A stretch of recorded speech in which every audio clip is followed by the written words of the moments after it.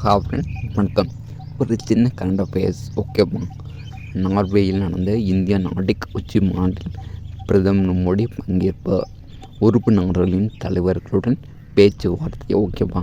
இந்த India Nordic உச்சி மாநாட்டுக்கு அதோட உறுப்பு நாடு யாரெல்லாம் அப்படின்னா தெரிஞ்சுக்கோங்க. ஐரோப்பியா காண்டினென்ட்டில் உள்ள Denmark, Finland, Iceland, Sweden, Norway ஓகேவா. அதை விட்டு நம்ம இந்தியா இருக்காங்க ஓகேவா. இவங்க கிட்டத்தட்ட ஒரு 2 முறை சந்திச்சிருங்க. இந்த மாதிரி இது 3வது முறை. எங்கே அப்படின்னா நார்வேயோட கேபிட்டல் ஆஸ்லாண்டில் ஓகேவா. ஆஸ்லோ அப்படிங்கிற இடத்துல. ஸோ அது தெரிஞ்சுக்கோ. தென் இது பொதுமக்கள் வதந்திகளை நம்ப வேண்டாம். கோவில் நகைகளை பணமாக்கும் நடவடிக்கை எதுவும் இல்லை. மத்திய அரசு விளக்கம் ஓகேவா. ஸோ இது தெரிஞ்சுக்கோங்க. அப்படின்னு ரூ.